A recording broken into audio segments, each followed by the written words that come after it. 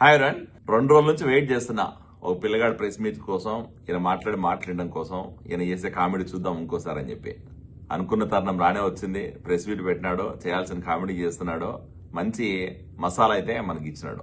ఆయన ఏం మాట్లాడుతున్నాడు ఫస్ట్ ఒకసారి వినండి. ఆయన మాట్లాడిన మాటలు, ఆ తర్వాత ఆయన కామెడీ గురించి మళ్ళీ మాట్లాడదాం. దాడి చేసే ప్రదేశంలో మేమే ఉంటాం. పరిగెత్తకుండా పోలీస్ స్టేషన్ పోతే ఆడ మేమే ఉంటాం.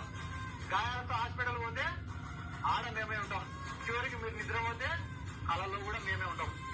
కాబట్టి విన్నారు కదా ఎవరి గురించి మాట్లాడుతున్నారో. బైరెడ్డి సిద్ధార్థ్ రెడ్డి 2019లో టికెట్ ట్రై చేశాడు, జగన్ రెడ్డి హ్యాండ్ ఇచ్చాడు. 2024లో టికెట్ కోసం వెయిట్ చేసి అప్పుడు హ్యాండ్ ఇచ్చాడు. 2029లో కూడా టికెట్ వస్తుందని ఆశ లేదు. వైఎస్ఆర్సీపీ అధికారంలోకి వస్తారన్న నమ్మకం కూడా లేనట్టుంది. ఈ రోజు బయటకు వచ్చి ప్రెస్ మీట్ పెట్టి మాటలు మాట్లాడుతున్నాడు. ఏం బైరెడ్డి సిద్ధార్థ రెడ్డి పాపము ఇప్పుడు కూడా మనకి టికెట్ వచ్చేది కనపడలే. సో ఇట్లాంటి పనులు రావు, నేను ఎమ్మెల్యే అయ్యేది లేదు, సచ్చేది లేదని చెప్పి ఈ వీధి రౌడీల పని, అటెండర్ల పని, కాంపౌండర్ పని, గుర్కా పని ఎదుర్కొన్నట్టున్నావు. ఎందుకంటే నువ్వు ఏం చెప్తున్నావు, దాడి చేసిన ప్రదేశంలో ఆయన ఉంటాడంట, హాస్పిటల్కి పోతే ఆయన ఉంటాడంట, పోలీస్ స్టేషన్ పోతే ఆయన ఉంటాడంట, నిద్రపోతుంటే కళ్ళ కూడా ఆయన ఉంటాడంట. ఏంది అంటే దాడి చేసిన ప్రదేశంలో రౌడీలాగా బిహేవ్ చేస్తూ ఉంటావా? హాస్పిటల్కి పోతే కాంపౌండర్ పని చేస్తా అంటావా? పోలీస్ స్టేషన్ పోతే గుర్కా పని చేస్తా అంటావా? లేకపోతే నిద్రల కళ్ళకి వచ్చి బస్ సెక్యూరిటీ గార్డ్ పని చేస్తా అంటావా? ఏం మాట్లాడుతున్నావు అసలు? అధికారంలోకి వస్తే ప్రజలకు ఏం చేస్తామని చెప్పాల్సింది పోయి, అధికారంలోకి వస్తే రాష్ట్ర ప్రజల కోసం, రాష్ట్ర అభివృద్ధి కోసం ఏం చేస్తామని చెప్పాల్సింది పోయి, ఇట్లాంటి పనికిమాల మాటలు మాట్లాడానికి ప్రశ్న పెట్టింది. ఇట్లాంటి పనికిమాలను చేష్టలు చేయడానికి మీరు అధికారంలోకి వచ్చేది. మీ నాయకుడేమో రపా అంటాడు, మీ పనికిమాల లీడర్లు వచ్చి బూతులు మాట్లాడతారు, రోజుకో ప్రెస్ మీట్ పెట్టి రెచ్చగొట్టి మాటలు మాట్లాడి రాష్ట్రంలో రానాడు నిర్వీర్యం చేయాలని ప్రయత్నం చేశారు. నువ్వు చదువుకున్నావు, లేకపోతే కొంచెం యూత్ లీడరు, లేకపోతే యూత్ ఐకాన్ అని చెప్పి వైఎస్ఆర్సీపీ చెప్పుకుంటారు కదా, నువ్వు ఇదేనా యూత్కి చెప్పేసి సందేశం? ఈ మాటలు చెప్పడానికి నీకు మీ లీడర్ ఇచ్చింది, యూత్ లీడర్ రాష్ట్ర అధ్యక్షుడు ఇచ్చింది. సిగ్గుండాల మాట్లాడడానికి. వీధి రౌడీలా బిహేవ్ చేసుకుంటా, అటెండర్ పని చేసుకుని, గుర్కా పని చేసుకుని, సెక్యూరిటీ గార్డ్ పని చేసుకుని నీకు రాజకీయం చేయాలన్నా? పోయి మంగళ పని చేసుకురాదు, సరిపోతుంది.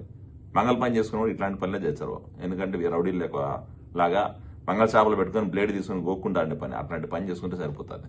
ఈ పనులన్నీ అలా నీకు రాజకీయం చేసే పనులు ఎలా? ఊరికి అనవసరంగా కర్నూలు జిల్లాలో నేను పెద్ద లీడర్ అని చెప్పుకోవడం ఎలా? రాయలసీమలో ప్రాంతంగా నేను యూత్ లీడర్ అని చెప్పుకొని ప్రచారం చేసుకోవడం ఎలా? రీలీ చేసుకుంటే సరిపోతుంది, మంగళ పని చేసుకుంటే సరిపోతుంది. వైఎస్ఆర్సీపీ నాయకులకి ఏ ఒక్కరికి కూడా రాష్ట్ర పట్ల కానీ, రాష్ట్ర ప్రజల పట్ల కానీ, రాష్ట్ర అభివృద్ధి పట్ల కానీ, రాష్ట్రంలో శాంతి భద్రతలో ప్రశాంతంగా ఉండాలని ఆలోచన లేదు. నోరు తెరిస్తే బూతులు మాట్లాడడం, నోరు తెరిస్తే రెచ్చగొట్టే మాటలు మాట్లాడడం. నాయకుడు అంతే, నాయకుడు కింద ఉన్న లీడర్లు అంతే. ఇది వైఎస్ఆర్సీపీ సిద్ధాంతం. బైరెడ్డి సిద్ధార్థ రెడ్డి గుర్తుపెట్టుకో, మీరు అధికారంలోకి తల కిందలు తప్ప చేసిన అధికారంలోకి రారు. First thing. రెండో పాయింట్, ఒకవేళ అధికారంలోకి వచ్చినా కూడా మిమ్మల్ని, మీ పార్టీ నాయకుల్ని భయపడే వాళ్ళు ఎవ్వరు లేరు ఇక్కడ. మీరు ఏదో పగటి కళలు అంటున్నట్టున్నారు.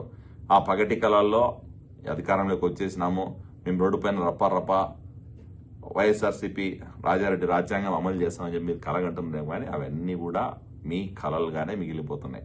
ఖచ్చితంగా మీరు అధికారంలోకి రావడం అనేది జరిగే ప్రసక్తే లేదు. మేము కూటమి ప్రభుత్వం ఉన్న రోజులు జగన్మోహన్ రెడ్డి గారు సీఎం అయ్యే ప్రసక్తే లేదు. ఆలోచించుకోండి.